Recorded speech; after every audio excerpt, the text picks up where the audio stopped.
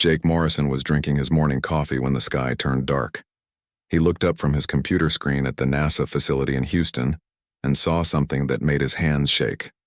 Huge black shapes were moving across the clouds above the city. "Lisa, are you seeing this?" he called to his colleague across the room. Lisa Brooks dropped her phone and ran to the window. She worked for the military and had seen many strange things, but nothing like this. The objects were bigger than football stadiums and moved without making any sound. "My God," she whispered. "They're everywhere." On every news channel around the world, the same scene was playing out. London, Tokyo, New York, Moscow. Giant alien ships were appearing over every major city on Earth. The ships were sleek and silver, with no visible engines or weapons. They just hung in the air like metal clouds. Commander Alex Turner was in his office at the Air Force Base when the red alert started going off. He grabbed his radio and started barking orders to his pilots. "Get every fighter jet in the air now. I want a full response team ready in 5 minutes." But even as he said it, Alex knew their weapons might not work against technology this advanced. The alien ships were at least 2 miles long and showed no signs of caring about the military jets flying around them like angry wasps. Dr. Kate Sullivan was studying the stars when the stars started moving toward her. She worked at an observatory in California and had spent her whole life looking at space. Now space was looking back at her. She adjusted her telescope and tried to get a better view of the nearest ship.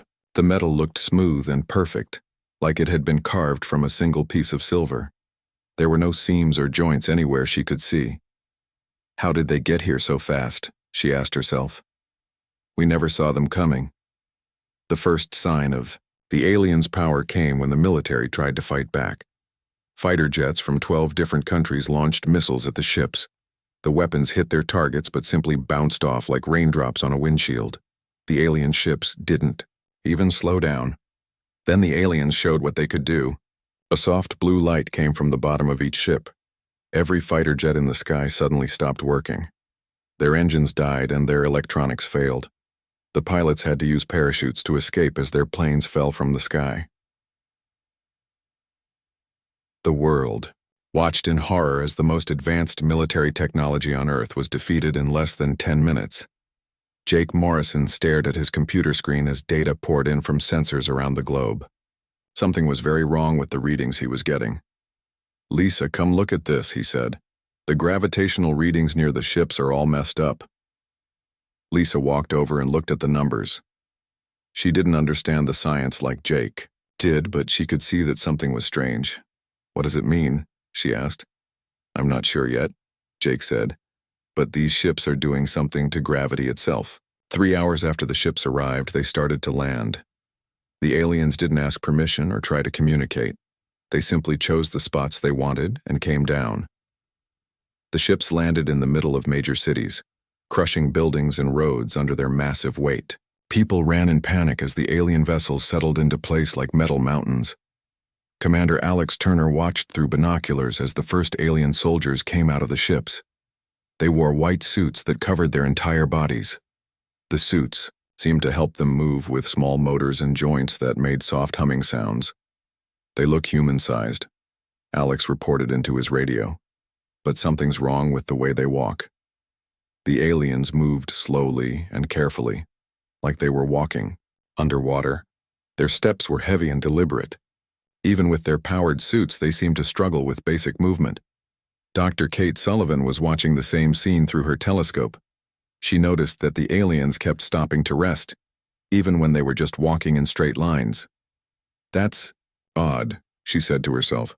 "If they can travel between stars, why do they have trouble walking?" The alien soldiers began setting up strange devices around their landing sites.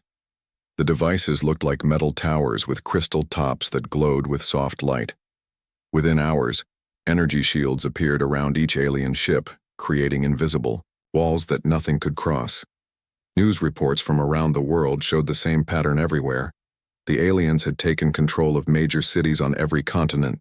Their shields kept human forces away, and their advanced technology had already proven that Earth's weapons were useless.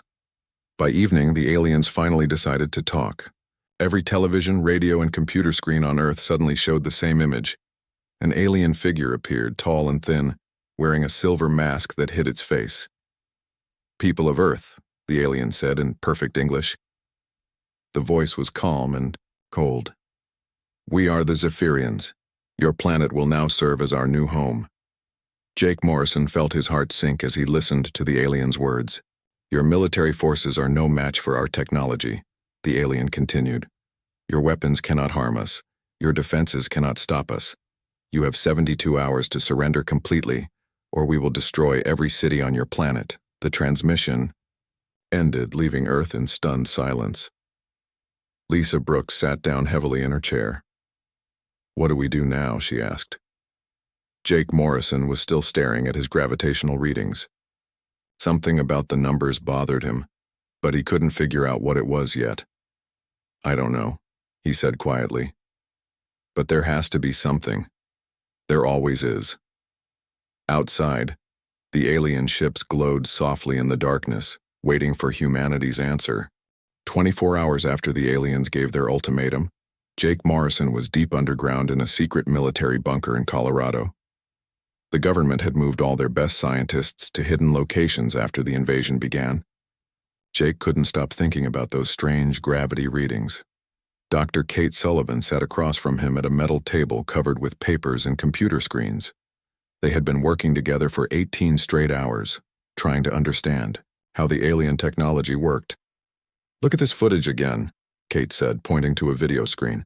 "Watch how they move." Jake studied the recording of alien soldiers walking through downtown Los Angeles. Even with their powered suits helping them, the aliens moved like they were carrying heavy backpacks. Their steps were slow and careful. "It's like they're not used to walking," Jake said. "But that doesn't make sense. They're soldiers." "General." Pete Williams entered the room carrying a cup of coffee and a stack of new reports. He was a big man with gray hair who had been fighting wars for 30 years. He looked tired and worried. "Any good news for me?" he asked. Kate shook her head. "Still trying to figure out how their technology works. But we might have found something interesting about the aliens themselves." She pulled up a new video on her computer. This one showed alien soldiers trying to climb stairs outside a government building in Washington, D.C. They moved very slowly, stopping every few steps to rest. "This is from yesterday morning," Kate explained. "Watch what happens when they try to run." The video showed human soldiers shooting at a group of aliens. When the aliens tried to run away, they stumbled and fell. Even with their powered suits, they couldn't move quickly. "They're clumsy," General Williams said. "So what?" Jake suddenly sat up straight. "Wait a minute. Kate, pull up the data about their home planet." Kate typed quickly on her computer. "We don't have much information, just what we could figure out from their ship designs and equipment." "But we can make guesses," Jake said, getting excited. "Look at how their ships are built. Everything is very light and thin. Their weapons are small. Even their soldiers are skinny." "What are you thinking?" General Williams asked. Jake stood up and started pacing around the room. "What if they come from a planet with very low gravity, much lower than Earth?" Kate's eyes went wide. "That would explain everything. If they evolved on a world with weak gravity, then Earth's gravity would be crushing them." "How much weaker?" General Williams asked. Jake started doing math on a piece of paper. "Based on their movement and the way they're built, I'd guess their home planet has maybe 1/3 of Earth's gravity, maybe even less. So coming to Earth is like us trying to fight while carrying 2 extra people on our backs." "Kate," said General Williams, smiled for the first time since the invasion began. "Keep working on this. I need to make some phone calls." While Jake and Kate worked in the bunker, Maya Rodriguez was hiding in the ruins of downtown Chicago. She had been an Olympic athlete before the invasion, specializing in track and field. Now she was using her speed and strength to fight alien patrols. Maya crouched behind a broken car and watched 3 alien soldiers walking down the street. They were moving in single file, each one taking slow, heavy steps. Their powered suits made soft whirring sounds as the motors worked to help them move. She had been watching alien patrols for 2 days, learning their patterns. The aliens always moved slowly. They never ran. They took breaks every few blocks, and they seemed to have trouble with anything that required quick movement. Maya decided to test a theory. She picked up a brick and threw it at a street sign near the aliens. The metal sign made a loud clanging sound. All three aliens turned toward the noise, but they turned slowly, like they were moving through thick water. Maya threw another brick, this time behind them. Again, the aliens turned slowly. It took them almost 3 seconds to face the new direction. For a soldier, that was way too long. Maya smiled. These aliens might have better weapons and technology, but they were slow and clumsy. Maybe that was something humans could use. Tom Bradley was working in a basement laboratory in Denver, trying to understand how the alien gravity shields worked. He was an engineer who specialized in unusual physics problems. The shields are definitely using some kind of gravity manipulation, he told his assistant over the radio, but I think I know how to disrupt them. Tom had been studying pieces of alien equipment that human forces had managed to collect. The technology was advanced, but it all seemed designed for low-gravity environments. Their whole civilization is built around weak gravity, he realized. Their ships, their weapons, their suits, everything assumes gravity won't be very strong. He started designing a device that could create small areas of extra strong gravity. If the aliens were already struggling with Earth's normal gravity, then extra gravity might be too much for them to handle. Back in the Colorado bunker, Jake and Kate were sharing their discoveries with scientists around the world through encrypted communications. The news was spreading quickly through the Human Resistance Network. We're getting reports from everywhere, Kate said, reading messages on her computer. Resistance fighters in every city are saying the same thing. The aliens are slow and weak in hand-to-hand combat. Jake nodded. It makes perfect sense. They're probably twice as heavy as they should be, just from Earth's gravity. Their hearts are working overtime just to pump blood. Their muscles are constantly strained. General Williams came back into the room with a big grin on his face. I just talked to resistance leaders on every continent. Everyone is reporting the same thing. These aliens are not the super soldiers we thought they were. So what's the plan? Kate asked. We're going to hit them where they're weakest, the general said. On the ground in close combat, where their technology can't help them and our gravity works against them. Jake looked at the computer screens showing alien forces around the world. For the first time since the invasion began, he felt hope. They came here thinking Earth would be easy to conquer, he said, but they didn't count on fighting a war in gravity that's trying to crush them every second. Maya Rodriguez, still hiding in Chicago, received a message on her radio from the Resistance Command. The message was simple but exciting. The aliens are weak. Attack whenever possible. Gravity is on our side. She looked out at the alien patrol still struggling to walk down the street and smiled. The war was about to change. Maya Rodriguez crept through the subway tunnels under Chicago with 5 other resistance fighters. The tunnels were dark and full of water, but they were also the perfect place to ambush alien patrols. The aliens hated going underground because their heavy suits made it even harder to move in tight spaces. Remember the plan, Maya whispered to her team. Force them to come down here where their suits can barely work. Then hit them fast and hard. Above ground, the aliens controlled the streets with their energy shields and advanced weapons. But down in the tunnels, they were just slow, heavy targets struggling to walk through knee-deep water. Maya's radio crackled softly. Alien patrol, heading toward subway entrance 3, said Ben Carter from his hiding spot on the surface. 4 soldiers, moving slow as usual. Copy that, Maya replied. Everyone get ready. The resistance fighters spread out in the tunnel, hiding behind concrete pillars and old train cars. Maya could hear the aliens coming before she could see them.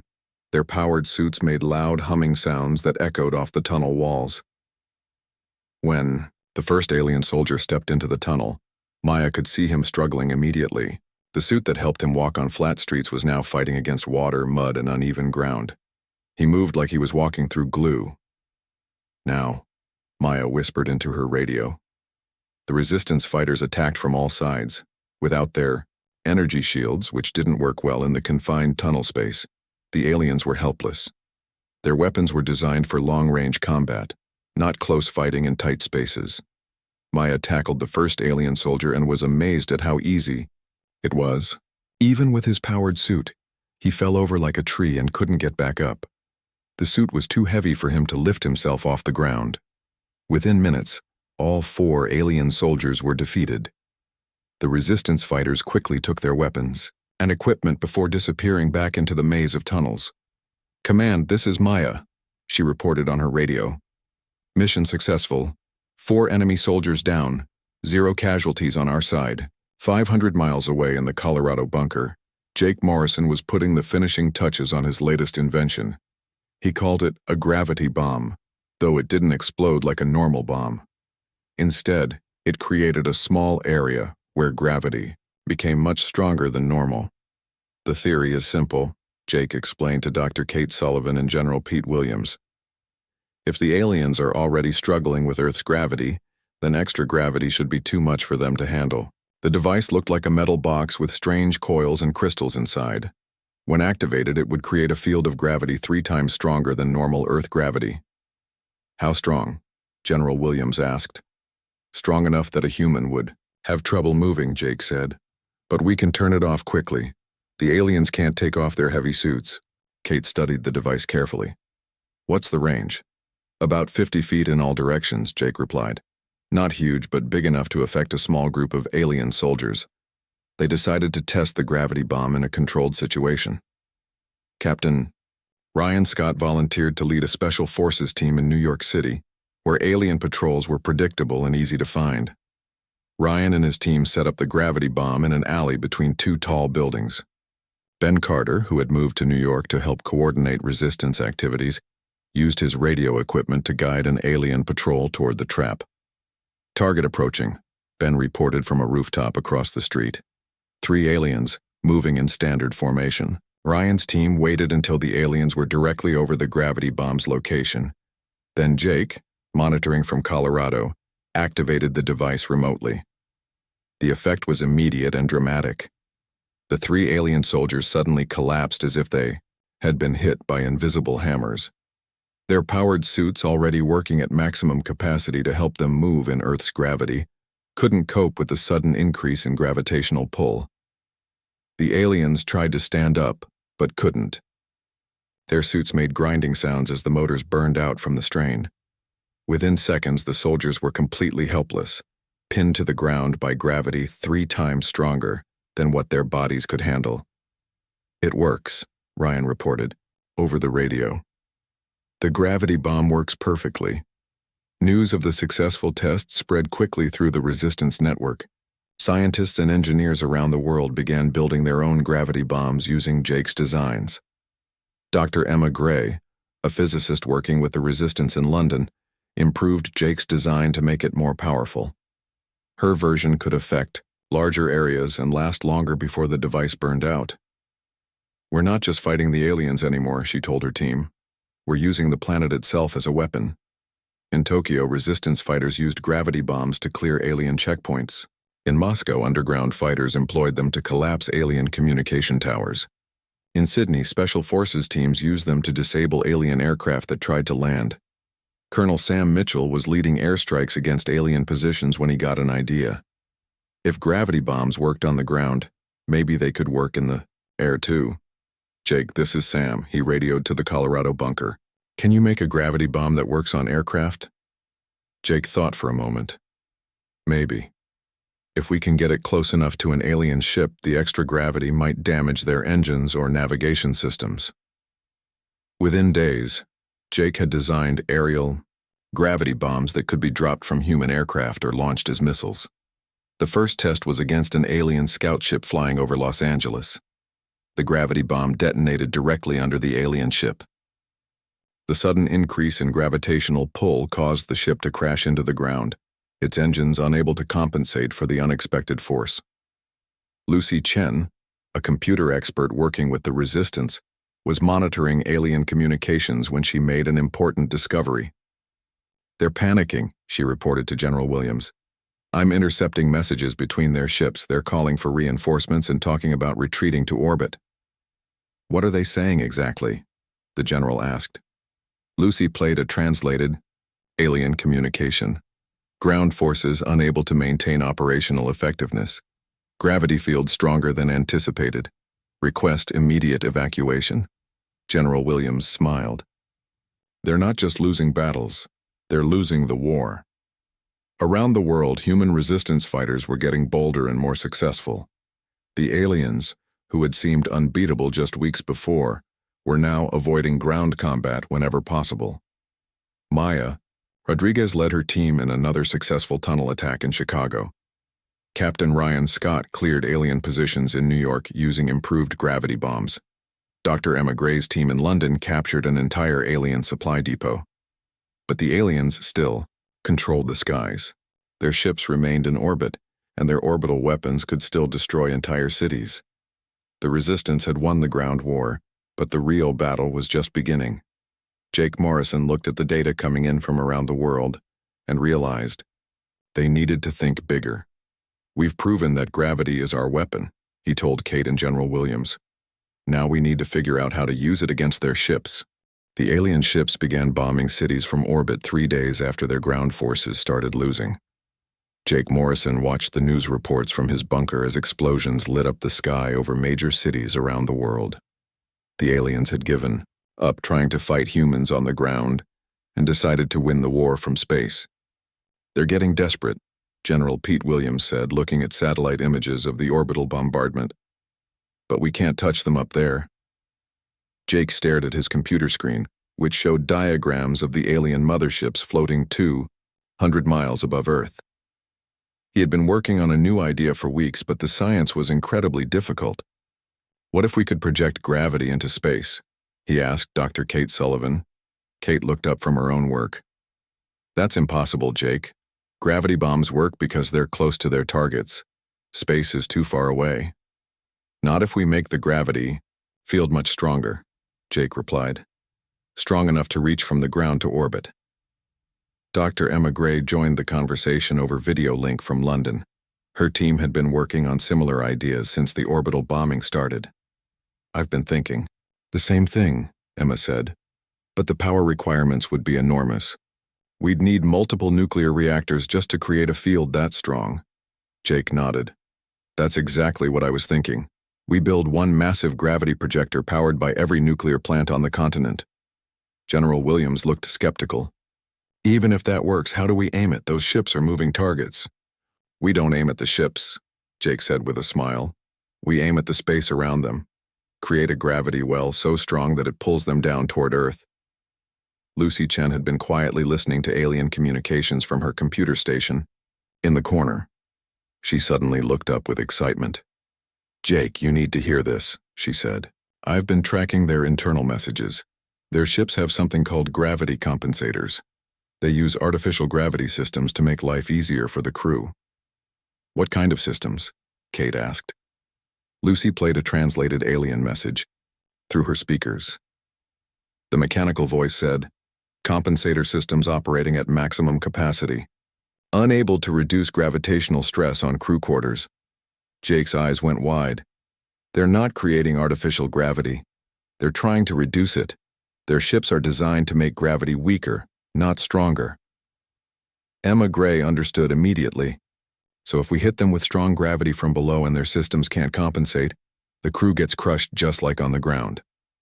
"Exactly," Jake said. "We turn their own technology against them." The plan required cooperation from every country on Earth. Nuclear power plants from America, Russia, China, and Europe were connected through a network of cables and transmitters that Jake's team designed. The construction took 2 weeks of nonstop work by thousands of engineers and scientists. Maya Rodriguez was leading resistance fighters in protecting the construction sites from alien bombing runs. Her team had grown from 5 people to over 200 volunteers who used gravity bombs and guerrilla tactics to keep alien ground forces away from the project. "They know we're building something big," Maya reported to General Williams. "They're sending more bombing runs every day." "Hold them off for 3 more days, the general replied. "That's all we need." Captain Ryan Scott was coordinating air defenses around the nuclear facilities. His pilots couldn't shoot down the alien ships, but they could distract them long enough for the gravity projector construction to continue. "This is insane," Ryan said to his co-pilot as they flew their fighter jet toward an incoming alien bomber. "We're trying to grab spaceships with gravity." Tom Bradley was working 18-hour days to connect all the nuclear reactors to Jake's gravity projector. The device was the size of a football stadium and covered with massive metal coils that hummed with electrical energy. "Power levels are reaching maximum," Tom reported to Jake over the radio. "We're ready for the first test." Jake took a deep breath and looked at the targeting computer. A small alien scout ship was passing overhead lower than the main fleet. "Everyone stand back," Jake announced. "Activating gravity projector in 3, 2, 1. The massive machine roared to life with a sound like thunder. Every light in the surrounding area dimmed as the projector drew enormous amounts of electrical power. Above them, a column of invisible gravitational force reached up toward space. The alien scout ship suddenly jerked downward, as if it had been grabbed by a giant hand. Its engines screamed as they tried to compensate for the unexpected gravitational pull. Sparks flew from the ship's hull as metal began to bend and twist. Within seconds, the scout ship was falling toward Earth like a stone. It crashed into an empty field 50 miles away, completely destroyed by the impact. "It works," Jake shouted, over the noise of the machine. "It actually works." Lucy Chen was monitoring alien communications when the test happened. The radio channels erupted with panicked voices speaking in the alien language. "They're terrified," she reported. "I'm hearing words that translate to impossible weapon and gravity trap. They've never seen anything like this." Dr. Emma Gray was watching from London as her own gravity projector came online. The British version was smaller than Jake's, but still powerful enough to affect ships in low orbit. "London projector ready," she reported. "We have target lock on the mothership over Europe." Similar reports came in from gravity projectors around the world. Scientists in Japan, Australia, India, and Brazil had all built their own versions of Jake's design. General Williams coordinated the global attack from his command center. "All stations report ready. We're going to hit every alien ship simultaneously."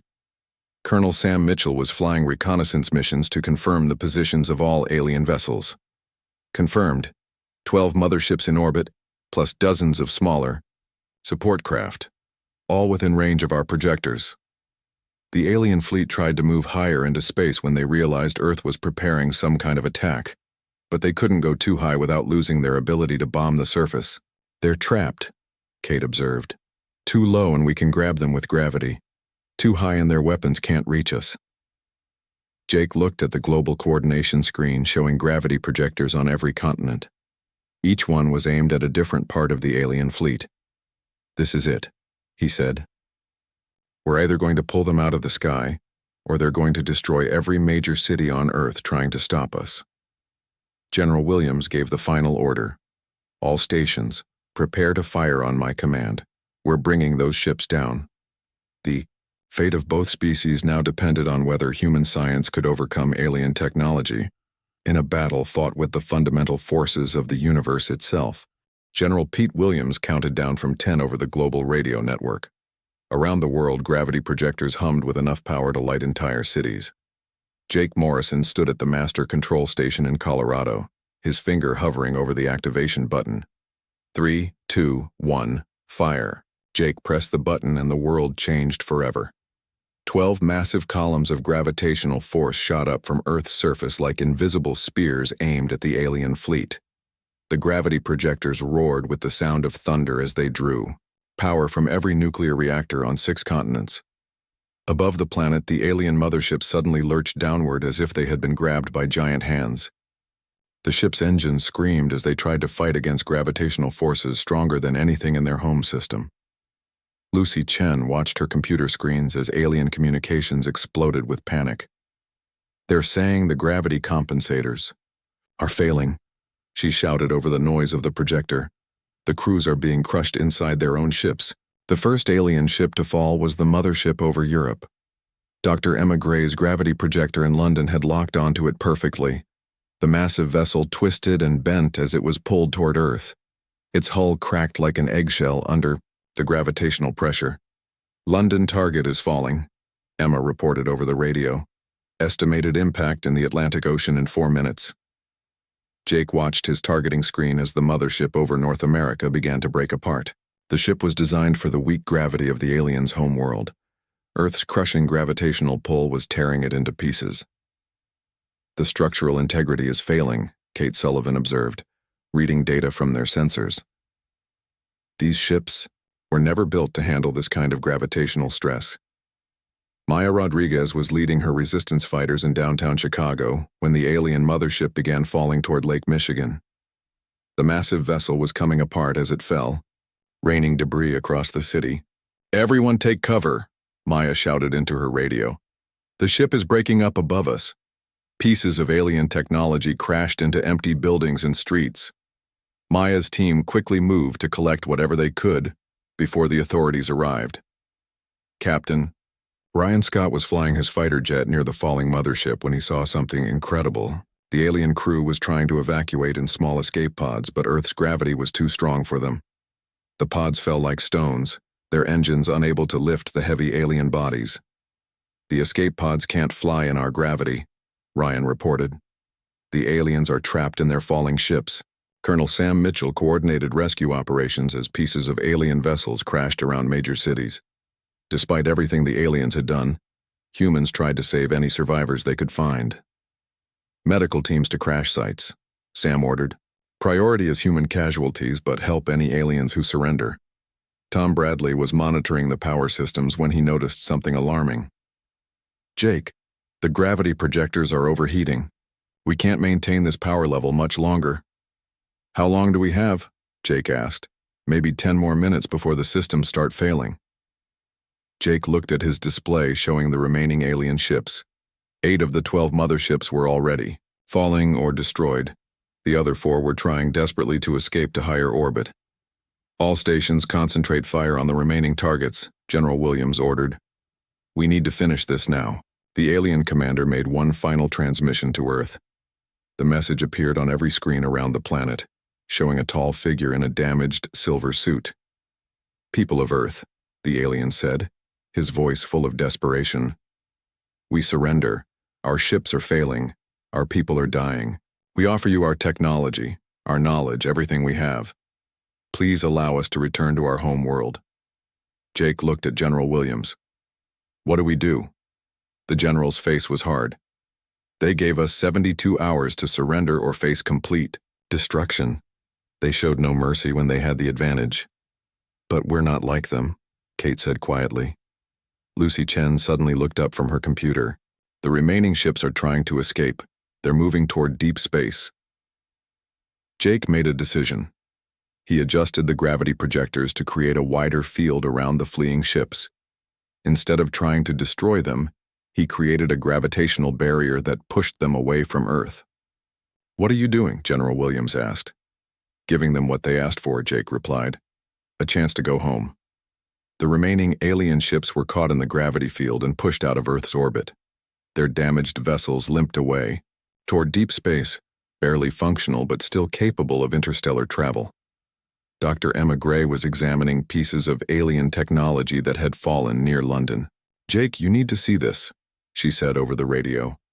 "Their gravity compensators are incredibly advanced. If we can figure out how they work, we could use them for our own space program," Jake finished. "Earth's high gravity has always made space travel difficult for us. But with their technology," Tom Bradley was looking at readings from the crashed alien ships, "there's enough advanced technology here to accelerate human space exploration by decades, maybe centuries." Maya Rodriguez found something interesting in the wreckage in Chicago. "I'm looking at what appears to be a star map," she reported. "It shows the locations of dozens of other worlds." General Williams realized what this meant. "We went from being invaded to becoming a spacefaring civilization in one day." Jake Morrison stood outside the gravity projector facility as the sun set over Colorado. The alien ships were gone, leaving Earth's skies clear for the first time in weeks. Around the world, human teams were collecting alien technology and beginning to understand how it worked. "We always thought Earth's gravity was holding us back," he said to Kate Sullivan. "Turns out it was preparing us to defend ourselves against the universe." Lucy Chen's computers picked up one final alien transmission from deep space. It was a warning message being broadcast to other alien civilizations. "Avoid the third planet. The gravity beings are too strong. Do not attempt conquest." Kate smiled. "I think we just earned a reputation." Maya Rodriguez looked up at the stars from the streets of Chicago. Somewhere out there were other worlds, other civilizations. But now humanity had the technology to reach them. The aliens came here thinking, "We'd be easy prey," she said to her team. Instead, they turned us into the most dangerous species in the galaxy. Jake Morrison returned to his laboratory, where alien gravity compensators waited to be studied. Earth's crushing gravity, which had defeated an advanced alien invasion, would soon become humanity's greatest tool for exploring the cosmos. The planet that had seemed like a prison was actually a fortress, and now its defenders were ready to become explorers.